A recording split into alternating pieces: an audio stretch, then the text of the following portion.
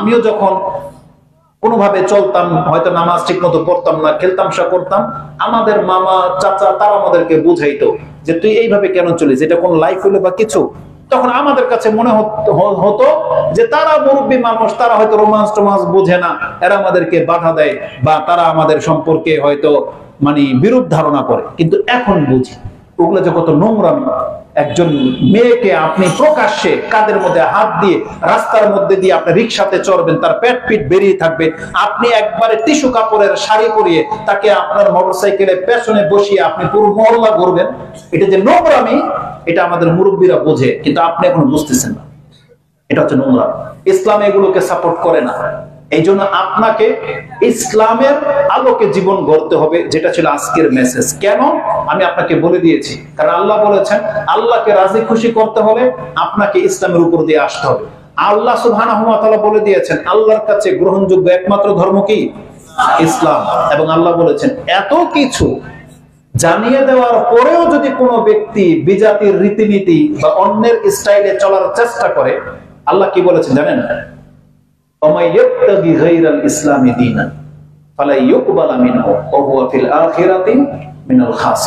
নিশ্চয় যেই ব্যক্তি ইসলাম ছাড়া অন্য কোন রীতিনীতি ফলো করে, অন্য কোন রীতিনীতি তামান্না করে, তামান্না করে, আল্লাহ বলেছেন ওর কাছ থেকে আমি ভালো কোনো কিছু গ্রহণ করবো না, আর এই ব্যক্তি হবে পরকালে সবচেয়ে ক্ষতিগ্রস্তদের একজন। এই জন্য আপনি মুসলমানের ঘরের সন্তান হয়েও যদি ওই ইহুদি নাসারা, ওই কৃষ্টি কালচার ওয়ালা যারা বিভিন্ন অঙ্গনের লোক, তাদের কাছ থেকে আপনার ব্যক্তি জীবন এবং সাংসারিক বা পারিবারিক জীবন যদি আপনি গঠন করেন, তাহলে আপনি ধোঁকা খেয়ে যাবেন। আপনি জেনে নেন যারা ইসলাম পালন করে না, আদার্স পারসন, হতে পারে সেটা গায়ক, হতে পারে সেটা নায়ক, হতে পারে সেটা কোনো প্লেয়ার, হতে পারে সেটা ইসলাম ধর্মের হোক বা অন্য কোনো ধর্মের হোক, যদি সে ধার্মিক না হয়, আপনি যদি তাকে ফলো করেন, আপনার জীবনটাকেও যদি আপনি ওইভাবে সাজান, তাহলে আপনার ভুলটা কোথায় জানেন? সেটা হচ্ছে এই দুনিয়া ধ্বংস হয়ে যাওয়ার সাথে আপনার সমস্ত স্বপ্ন ধ্বংস হয়ে যাবে। পরকাল আপনি কিছুই পাবেন না, কারণ এরা পরকাল সম্পর্কে একেবারে উদাসীন। আল্লাহ এদের সম্পর্কে সূরা রুমের মধ্যে বলেছেন ইয়ালামুনা যাহিরাম মিনাল হায়াতিদ দুনিয়া ওয়া হুম আনিল আখিরাতি হুম গাফিলুন। এরা দুনিয়া খুব ভালো বোঝে, কিন্তু পরকাল সম্পর্কে একেবারে এরাই হচ্ছে উদাসীন, একেবারে উদাসীন। এজন্য আমি ইসলামের রূপরেখা সম্পর্কে আপনাকে কয়েকটা কথা বলেছি, কয়েকটা আয়াত পেশ করেছি, যে কেন আপনি নিজের জীবনকে এবং পরিবারকে ইসলামিক আলোকে গঠন করবেন। কেন? কারণ আপনাকে কয়েকটা কারণ বলে দেওয়া হয়েছে।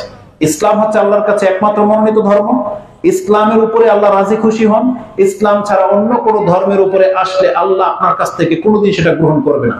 আর ইসলাম ছাড়া অন্য যে কোনো থিওরি, সেটা তালাক সিস্টেম হোক, বৈবাহিক সিস্টেম হোক, যেমন ইসলামিক সিস্টেম হলো মেয়ের গার্জিয়ান ব্যতীত আপনার বিয়ে কবুল হবে না, গ্রহণযোগ্য হবে না। কিন্তু অন ইসলামিক সিস্টেম হলো যার সাথে যারা মন লেগে গেছে আপনি লিভ টুগেদার করা শুরু করে দিবেন, তাকে নিয়ে আপনি এঙ্গেজ করে ফেলবেন, এটা আপনার বাতিল থিওরি। আপনি যদি এইভাবে সংসার করেন, কিয়ামতের মাঠে আপনি চরমভাবে ফেঁসে যাবেন, মনে রেখে, চরমভাবে ফেঁসে যাবেন। এই জন্য আপনার শুরুটাই হইতে হবে। এখন ব্যক্তির থেকে আমি পরিবারের দিকে আসতে চাচ্ছি। আপনার যদি পরিবারকে সুশৃঙ্খল একটা পরিবার এবং একটা ভালো সন্তান যদি আশা করেন, আপনার শুরুটাই হইতে হবে ইসলামিক। আপনাকে বলা হয়েছে নিজে দিনদার হন, দিনদার মহিলাকে বিয়ে করেন, দিনদার মহিলাকে বিয়ে করেন। রাসূল সাল্লাল্লাহু আলাইহি ওয়াসাল্লাম বলেছেন সাধারণত মানুষ স্বভাবত চারটা জিনিস দেখে বিয়ে করে। মানুষের স্বভাব এটা কি? লি জামালিহা, সৌন্দর্যতা দেখে বিয়ে করে, লি হাসাবিহা, তার বংশ দেখে বিয়ে করে, লি মালিহা, সম্পত্তি দেখে বিয়ে করে, ওয়ালি দীনিহা, আর কতক ব্যক্তি আছে তার দিনদারিত্ব ধার্মিকতা দেখে বিয়ে করে। রাসূল বলেছেন ফাসফার বিজাতিদ দ্বীন, তুমি দিনদারিত্বটাকে প্রাধান্য দাও। ওই তিনটা যদি মিসিং থাকে, আজ পর্যন্ত মিসিং হয় নাই কারো, কিছু না কিছু পেয়েছে, দিনদারিত্বের সাথে সৌন্দর্যতা পেয়েছে, অথবা দিনদারিত্বের সাথে পয়সা পেয়েছে, অথবা দিনদারিত্বের সাথে বংশ পেয়েছে, এমন কেউ হয় নাই যে দিনদারি শুধু পাইলো কিন্তু একেবারেই কুৎসিত কালো, একেবারেই মেথরের মেয়ে, একেবারেই তার সম্পত্তি নাই, এমন হয় নাই সাধারণত। এজন্য আপনি দিনদারিত্বটাকে প্রাধান্য দেন। ফাসফার বিজাতিদ দ্বীন, রাসূল বলেছেন তুমি দিনদারিত্বটাকে প্রাধান্য দাও। এটা হলে কি হবে? আশা করা যায় তোমার একটা মানে সুন্দর সুশৃঙ্খল একটা ইমানদার বা একটা মুসলিম বাচ্চা তুমি প্রাপ্ত হবে। এটা যদি না করেন না, আপনি নিজে যদি খারাপ হন, তাহলে আপনার কাছে যেই ব্যক্তিরা মেয়ে বিয়ে দিবে, তার মানে আপনার নাসল থেকে কেমন সন্তান পয়দা হবে জানেন? নূহ আলাইহিস সালাম তিনি তার দোয়াতে এই কথাটা বলেছিলেন আল্লাহ সুবহানাহু ওয়া তাআলার কাছে। দেখেন সূরা নূহে কি আছে, 71 নম্বর সূরাতে চলে আসেন। এবং নূহ আলাইহিস সালাম তিনি আল্লাহ সুবহানাহু ওয়া তাআলাকে কাফেরদের সম্পর্কে বদদুয়া করে বলেছিলেন, ক্বালা নূহ রাব্বি লা তাযার আলাল আরদি মিনাল কাফিরিনা দাইয়ারা। আল্লাহ তুমি একটা কাফেরকেও এই পৃথিবীতে খোলাভাবে ছেড়ে দিও না, লাগামহীন ছেড়ে দিও না। এতে কি হবে? ইন্নাকা ইন তাযারহুম ইউদিল্লু ইবাদাক। তাহলে তুমি যদি কাফেরদেরকে লাগামহীন ছেড়ে দাও, তাহলে এরা তোমার বান্দাকে গোমরাহ করবে। ওয়ালা ইয়ালিদু ইল্লা কাফিরান ইল্লা ফাজিরান কাফারা। এবং আল্লাহ তুমি যদি কাফেরদেরকে লাগামহীন ছেড়ে দাও, তাহলে এরা তো তোমার বান্দাকে গোমরাহ করবে, আর এরা ফাজের আর কাফের সন্তানই জন্ম দেবে। তার মানে যারা জালেম হয় তারা জালেমই জন্ম দেয়। কিন্তু একটা দিনদার ব্যক্তি সবসময় চায় যে আমার সন্তানটা দিনদার হোক। দিনদার মা চায় যে আমার সন্তানটা সবসময় দিনদার হোক। একটা সাহাবীর ঘটনা, সে সাহাবীর নামটা আমার মনে নাই, অথবা তাবি সাহাবীর ঘটনায় তাকে একটা কুৎসিত মেয়েকে বিয়ে করানো হয়েছিল। বাসর রাতে তার পছন্দ হয়নি, কিন্তু যৌবনের চাহিদা তো বোঝেনি। ফার্স্ট টাইম যখন কোনো মহিলার সংস্পর্শে সে আসে, তাদের সহবাস হয়, কিন্তু সে এতটা ঘৃণা করেছে ওই রাতটাকে, সে ফজরের পরে যে তার বাড়ি ছেড়েছে 20 বছর পর পর্যন্ত, 20 বছর সে তার বাড়ি তার আসে। ওই একবার মিলন করে যে গিয়েছে তো গিয়েছে, কিন্তু দিনদার মহিলাটা একটা নেচার দেখেন, তিনি কিছু স্বর্ণমুদ্রা রেখে গিয়েছিল, 20 অথবা 20,000 বা 20 স্বর্ণমুদ্রা রেখে গিয়েছিল। এই সাহাবী যখন বা তাবি যখন ফেরত এসেছে তার মহল্লায় 20 বছর পর, আরবদের নিয়ম বা ইসলামিক রীতিনীতি হলো সফর করে যখন কেউ আসে ফজরের আগে, তাহলে সে মসজিদে অবস্থান করবে, ওই সময় বাড়িতে ঢুকবে না। কারণ তখন বাড়ির মহিলা কে কি অবস্থায় আছে সে তা হয়তো অপ্রীতিকর অবস্থায় দেখবে, যেটা তার পছন্দ হবে না, আর তার খবর পেয়ে হয়তো সেটা পরিপাটি করে নেবে। এটা ইসলামিক আদব। তখন তিনি এসে তার মহল্লার মসজিদে ফজরের নামাজে পড়ার জন্য ঢুকেছে। তখন তিনি নামাজ আদায় করলেন। ইমাম এত চমৎকার কণ্ঠে কোরআন তেলাওয়াত শুনলেন এবং তিনি নামাজের পরে বসলেন, এবং ইমাম ফজরের পরে একটু দার্স দিলেন, হাদিসের দার্স দিলেন, তিনি তাও শুনলেন এবং অঝরে কাঁদলেন। এটা ভেবে কাঁদলেন যে আজকে যদি আমি আমার সময় মোতাবেক বিয়ে করতাম, আমার একটা সন্তান হতো, ছেলে হতো, ও এরকমের আলেম হতো। এটা তিনি ভাবতেছেন আর কাঁদতেছেন। মসজিদ থেকে বের হয়ে যখন তিনি তার বাড়িতে গিয়েছেন, তিনি যখন নক করেছেন, তখন এই ছেলে দরজা খুলে বেরিয়েছে, যিনি ইমাম। এই ছেলে দরজা খুলে বেরিয়েছে। তা বলতেছে তুমি কে? তা বলতেছে আপনি কে? এটা তো আমার বাড়ি। বলছে আপনার বাড়ি মানে? তখন এই কথোপকথনে তার মা বের হয়ে আসছে, দেখলো যে তার এই স্বামী যে ওই যে বিয়ের পরে যে চলে গিয়েছিল, তখন সে ফেরত এসেছে। তাকে যখন ভিতরে নিয়ে যাওয়া হয়েছে, তখন বললেন এটা আপনারই ছেলে। আপনি যে স্বর্ণমুদ্রাগুলো রেখে গিয়েছিলেন, আমি এটা সব ওর শিক্ষার মধ্যে খরচ করে দিয়েছি, এটা আপনারই ছেলে। তো এটা হচ্ছে দিনদারের অনেক বড় একটা ব্যাপার, কিন্তু আমরা অন্য কোনো ক্ষেত্রে এটা পাবো না। ইমাম বুখারী রাহিমাহুল্লাহ, তার মার কারণে তিনি ইমাম বুখারী, তার মার কারণে। ইমাম বুখারী যখন মদিনাতে বা মক্কাতে এসেছেন, তিনি আর ফেরত যেতে চান নাই। তার মা তাকে স্বর্ণমুদ্রা দিয়ে বলেছিল, ঠিক আছে তুমি শিখতে চাও তাহলে এখানেই থেকে যাও, তাকে রেখে চলে যাও। দিনদারিত্ব লাগবে। এজন্য বলা হয়েছে যে ব্যক্তি জীবন এবং পারিবারিক জীবনে ইসলামের আলোতে ঘটতে হবে, কারণ এর বিকল্প কোনো পথ নাই। ইসলাম আমাদেরকে যেটা শিক্ষা দিয়েছে, একজন মহিলাকে, একজন পুরুষকে বলা হয়েছে কুল্লুকুম মাসউলুন ওয়া কুল্লুকুম রাঈন ওয়া কুল্লুকুম মাসউলুন আন রাইয়াতিহি। একটা পুরুষকে বলা হয়েছে তুমি হলো দায়িত্বশীল, তোমার দায়িত্ব সম্পর্কে তোমাকে জিজ্ঞাসা করা হবে। তার মানে তুমি যে মেয়েকে বিয়ে করবা, ওর ভরণ পোষণ, ওর যে জৈবিক চাহিদা আছে, প্রয়োজনটা আছে, এটা তোমাকে পুরা করতে হবে। ওকে লাঞ্ছনা করা যাবে না, ওর চেহারাতে মারা যাবে না, ওকে গালি দেওয়া যাবে না, ওর বংশ তুলে খোলা দেওয়া যাবে না। এই শর্তের উপরে ভিত্তি করে তুমি কিন্তু গ্রহণ করতেছো। এটা একটা পুরুষকে বলা হয়েছে। বলা হয়েছে তোমার স্ত্রীর হক কি তুমি যা খাবে তাকে ওই মানের খাদ্য দিতে হবে। তুমি যেই মানের পোশাক পরো, তুমি সেই মানেরই পোশাক দিতে হবে, কারণ এটা তোমার কিন্তু দাসী না, এটা তোমার স্ত্রী। এটা বলা হয়েছে। মহিলাকে বলা হয়েছে তুমিও তোমার ঘরের রক্ষক এবং তোমাকেও তোমার রক্ষক সম্পর্কে জিজ্ঞাসা করা হবে। তুমি রাখাল কার? তোমার স্বামীর। কিসের ভিত্তিতে? তার সন্তান এবং তার সম্পত্তির। তোমার স্বামী যেখানে সেখানে চলে যাবে, কিন্তু তার সন্তানকে দেখে রাখা, তার সম্পদের হেফাজত করা, এটা মহিলা তোমার উপরে দায়িত্বে বর্তায়। এটা তোমাকে এটা হেফাজত করতেই হবে। এই জন্য বলা হয়েছে রাসূলুল্লাহ সাল্লাল্লাহু আলাইহি ওয়াসাল্লাম অপর হাদিসে, যে কোনো মহিলা সে যদি 4টা বা 5টা কাজকে করে তাহলে তার জন্য জান্নাতের 8 দরজা খুলে যাবে। সেটা কি বলেছে? ইজা সাল্লাত খামসাহা ওয়া সামাত শাহরাহা ওয়া আতাত বালাহা ওয়া হাফিজাত ফারজাহা। যেই ব্যক্তি তার লজ্জাস্থানের হেফাজত করবে, তার স্বামীর আনুগত্য করবে, 5 ওয়াক্ত সালাত পড়বে এবং রমজান মাসের সিয়াম পালন করবে, এই রকমের মহিলাদেরকে বলা হবে কিলা উদখিলিল জান্নাহ, তুমি জান্নাতে প্রবেশ করো। আইয়ে বা আবওয়াবিন শিত, তুমি যে কোনো দরজা দিয়ে ইচ্ছা তুমি জান্নাতে প্রবেশ করো। এখানে কি আছে? যে তার লজ্জাস্থানের হেফাজত করবে। তার মানে একটা মহিলা সে তার 3টা জিনিসের দায়িত্ব নেবে। এক, তার স্বামীর মান মর্যাদার দায়িত্ব নেবে। তার স্বামীর সাথে যা কিছু ঘটবে সে ওটা অন্য কারো কাছে বলবে না। তার স্বামীর যদি কোনো কিছু ঘাটতি থাকে, ত্রুটি থাকে, সেই মহিলা অন্য কারো কাছে প্রকাশ করবে না। দ্বিতীয়ত হচ্ছে তার মান সম্মান নষ্ট হয় এমন কোনো আচরণ সে করবে না, এবং সে তার সম্পদ এবং সন্তানের হেফাজতের দায়িত্ব নেবে, এবং তার স্বামীর অনুপস্থিতিতে তার লজ্জাস্থানের হেফাজতের দায়িত্ব নেবে। এই সম্পর্কে কাল কিয়ামতের মাঠে তাকে জিজ্ঞাসা করা হবে। তাহলে এটা কে গ্যারান্টি দিতে পারবে? যেই মহিলা দিনদার, যেই মহিলা ধর্ম পালন করে।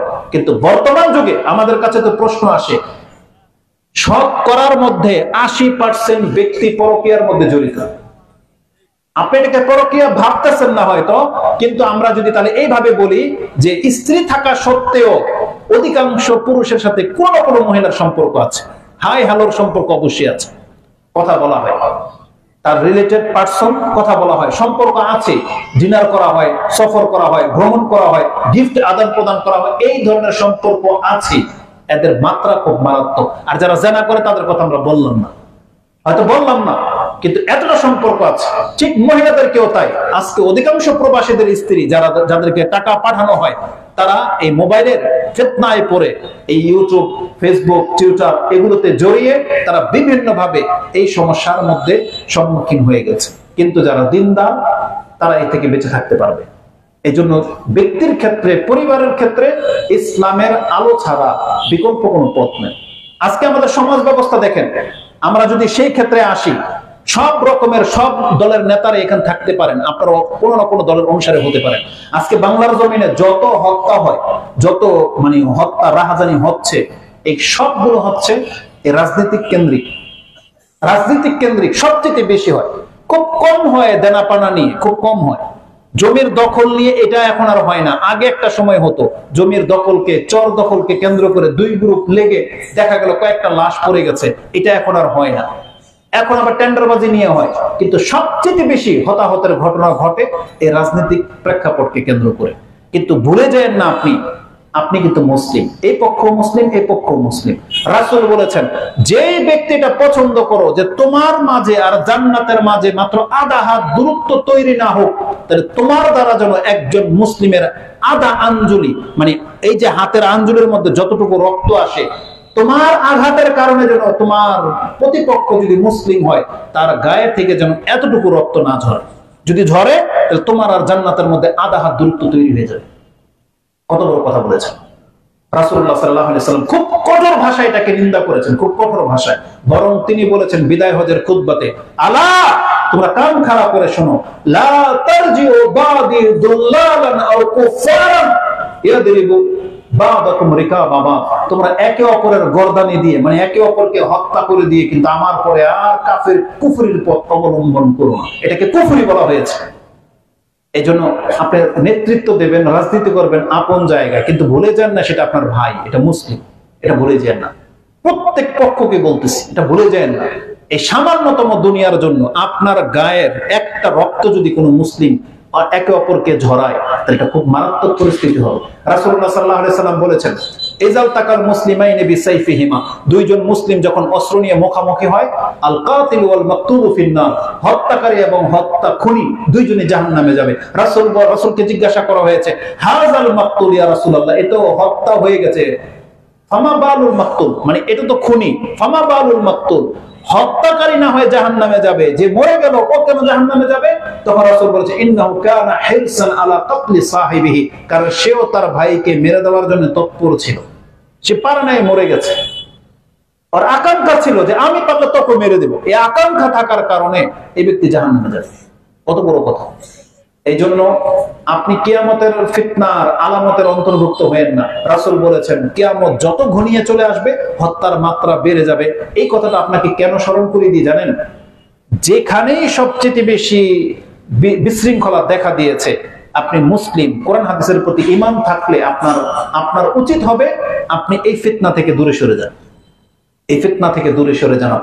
আপনি জড়ায়েন না। যেখানে দেখবেন ফিতনা হচ্ছে, এখানে আমার এই জায়গাটাকে কেন্দ্র করে নিয়ে ঝগড়া হচ্ছে, আপনার হকও যদি হয়ে থাকে আপনি আপনার হকটাকে ছেড়ে দেন, যাতে করে আপনার হাতে কোনো মুসলিম আঘাত না পায়।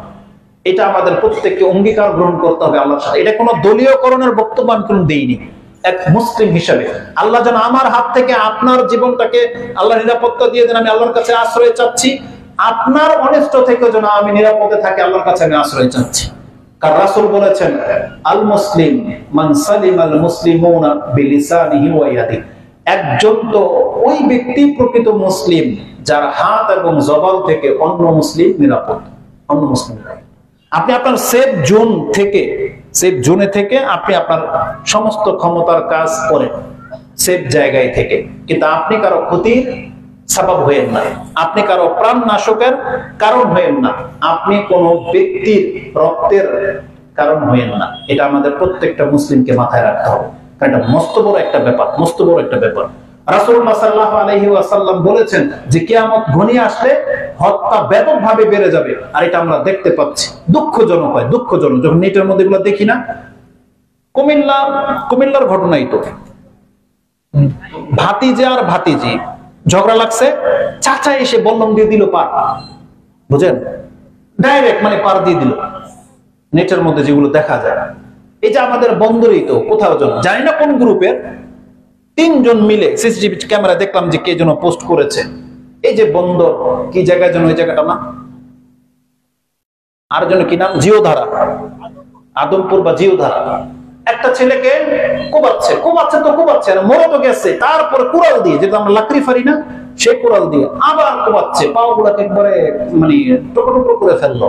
মানুষের একটা রাগ কত মারাত্মক জিনিস, রাগ উঠলে মানুষ কি না করে, আরে মানুষ মাতাল হলে এমন করে। যেমন হামজা রাদিয়াল্লাহু তাআলা আনহু, হামজা রাসূল সাল্লাল্লাহু আলাইহি ওয়াসাল্লামের চাচা, সাইয়্যিদুশ শুহাদা যাকে বলা হয়, তিনি নেশাগ্রস্ত অবস্থায় মাতাল হয়ে ওটকে ফেরে ওই আতুরি উজুরি সব মানে কলিজা বের করে চাপানো শুরু করে দিয়েছে জিদ্দে। মানুষ মাতাল হলে এমন হয়, কিন্তু একটা সুস্থ ব্যক্তি, সুস্থ মানুষ এইভাবে কেউ কাউকে হত্যা করতে পারে? অবশ্যই কারণ তো অবশ্যই আছে, এও জুলুম করেছে হয়তো, কারণ তো অবশ্যই আছে। কিন্তু আমি এটা কেন বললাম? আল্লাহ আমাকে এবং আপনাকে এই ধরনের সিচুয়েশনে পড়া থেকে আল্লাহর কাছে আশ্রয় চাচ্ছি, বলেন আমিন। আল্লাহ সামান্য দুনিয়া হালাল ভাবে যতটুকু সম্ভব আল্লাহ এতটুকু নিয়ে যেন আমরা তোমার সাথে সাক্ষাৎ করতে পারি। আল্লাহ তুমি আমাদেরকে হারাম থেকে বাঁচিয়ে রাখো। আল্লাহুম্মা আকফিনা বিহালালিকা আন হারামি ওয়াগনিনা বিফাদলিকা আম্মান সিওয়াক। আল্লাহ তোমার ছাড়া অন্যের জন্য আমরা মুখাপেক্ষী না হই, এবং আমাদেরকে যতটুকু তুমি হালাল ভাবে দিয়েছো আল্লাহ ততটুকু নিয়ে যেন আমরা সন্তুষ্ট থাকতে পারি। আল্লাহ তুমি আমাদেরকে কবুল করো। আল্লাহ আমাদের পাপগুলোকে তুমি মাফ করে দাও, আমাদেরকে উত্তম চরিত্রের মুসলিম হওয়ার তৌফিক দান করো। আমাদের সমাজটাকে আল্লাহ তুমি উত্তম মানুষ হিসেবে গ্রহণ করার তৌফিক দান করো। আমরা যেন আমাদের সমাজের কল্যাণকামী হতে পারি, আমাদের দ্বারা যেন আমাদের সমাজের কোনো ক্ষতি না হয়। আল্লাহ তোমার কাছে আশ্রয় চাচ্ছি, আল্লাহ তুমি কবুল করো। আল্লাহ তুমি আমাদের শিক্ষকদেরকে হেফাজত করো, এবং এই জমিনে তাদেরকে আল্লাহ তুমি সুস্থতা দান করো, এবং আমাদেরকে উত্তম ভাবে তোমার দিন পালন করার তৌফিক দান করো। সুবহানাকা আল্লাহুম্মা রাব্বানা ওয়া বিহামদিকা আশহাদু আল্লা ইলাহা ইল্লা আনতা আস্তাগফিরুকা ওয়া আতুবু ইলাইক। আসসালামু আলাইকুম ওয়া রাহমাতুল্লাহি ওয়া বারাকাতুহু।